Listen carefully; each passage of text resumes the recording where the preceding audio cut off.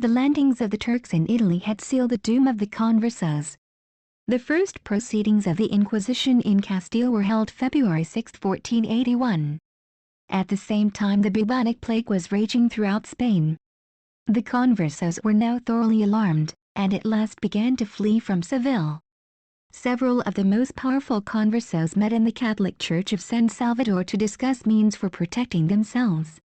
Catholic priests, friars, magistrates, government officials, all of Jewish descent and secret enemies of the Catholic Church and of Spain itself were present.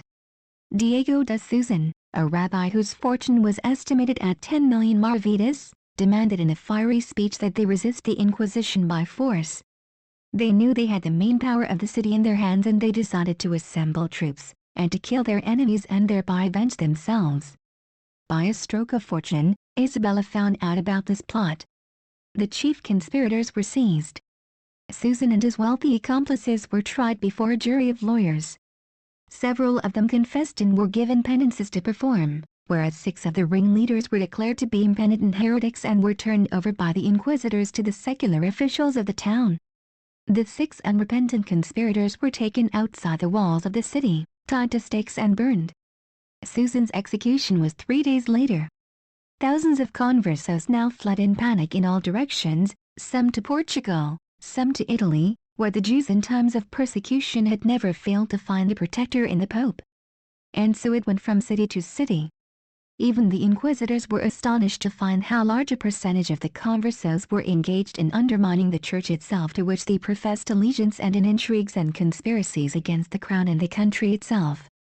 Wildly exaggerated accounts of the Spanish Inquisition have been circulated during the past 5 centuries by writers hostile to Spain and to the Catholic Church. The truth seems to be that in all of Isabella's reign about 2,000 persons, including not only secret Jews, but bigamists, blasphemers, church robbers, false mystics, and other offenders were burned.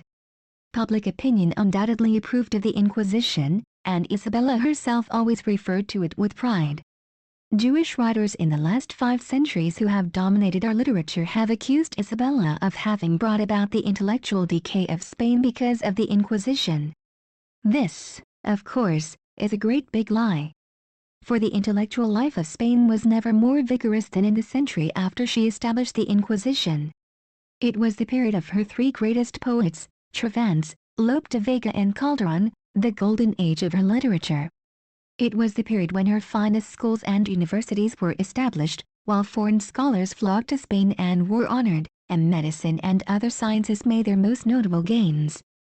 Never were the industries and commerce of Spain so prosperous, and never was order so well maintained at home and prestige abroad as high as during the 16th century, when Spain became the head of a new empire that overshadowed all Europe and the Americas.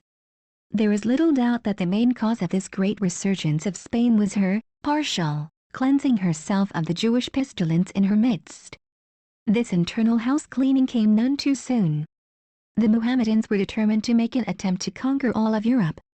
That wily Moor, Muley Bul Hassan, Muslim leader of Granada, had taken by storm the town of Zahara on Christmas Day, 1482, and was within 15 miles southeast of Sevilla. Whether Isabella liked it or not, she was faced with the greatest crisis of her life, and as was characteristic of her, she was determined to fight. Isabella was now resolved to end Moorish domination in the south, no matter how long it might take. What all good Castilian kings had dreamed of doing, what her father had failed to do, and weaklings like Enrique had neglected to do, she proposed, with the help of her husband Fernando, to accomplish. The king would lead the Spanish host in the crusade, and she, in her magnificent prime at 30, would be recruiting agent, commissary, purchaser of munitions, field nurse and propaganda bureau, all in one. It is not my purpose here to review the bloody events of the war that ensued over the next 10 years. There were many discouraging defeats and many times when she was on the verge of despair. In fact, the ensuing war was of such a nature that it would have broken many a spirit, but with her iron determination she pursued the war relentlessly. At the same time she pressed the campaign against the converse Jews. But for the Inquisition and its funds, the prosecution of the war would have been hopeless. This was the new age of gunpowder and cannon. To wage this war, heavy artillery would be needed, and that must come from France, Germany and Italy. She did the only possible thing. By confiscating the property of the converse Jews, she utilized this revenue with which to buy the munitions of war and other supplies needed to wage war against the Moors. Not only did she wage war against the treacherous converses and against the aggressive Moors, but by the time the victory against the Moors was completed she had given birth to her fifth child. Also during those war years Isabella began to study Latin, so that she might understand foreign diplomats without having to depend upon interpreters. The courage, the zeal and determination of Isabella and her husband finally paid off. After 10 years the war was over and on January 2, 1492, the Moorish leader Boabdil came forth, surrendered Granada and handed the keys of the city to King Fernando, who in turn gave them to the Queen, who then passed them on to her oldest son, Prince Juan. Presently the silver cross of the Crusade appeared on the high tower of the city of Granada with the flag of Santiago beside it. Was the first time that the white race had ruled the city of Granada in 770 years. The year 1492 was a great year for Spain, for Isabella, and for the white race. It was the year that the Moors were driven out of Spain.